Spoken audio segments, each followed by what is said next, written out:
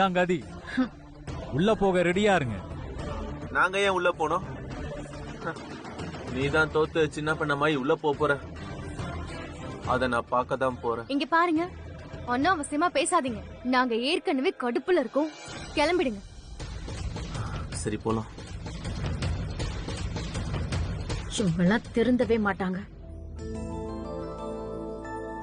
ஏ மகா, இனிமே அந்த அனாமிகா நம்ம குடும்பத்துக்கு தொல்லை கொடுக்க மாட்டான்னு நினைக்கும் போது ரொம்ப சந்தோஷமா இருக்கு. ஆமாமா, அவளால இனிமே நம்ம குடும்பத்துல யாரையுமே தொல்லை பண்ண முடியாது.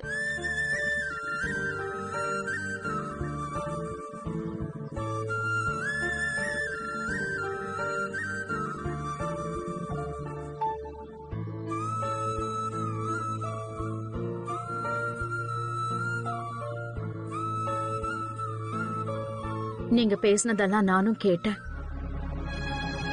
ஆனா இப்ப வரைக்கும் உங்களுக்கும் பிரபாவுக்கும் நடுவுல இருக்கிற திரை இன்னும் திறக்கவே இல்லையே. அதனால இனிமே நீங்க சேர்ந்து வாழ போறீங்கிற விஷயத்த நீங்க 2 பேரும் தான் பேசி முடிவெடுக்கணும். எனக்கு புரியுதத்த. நானும் பிரபாவை வற்புறுத்த விரும்பல.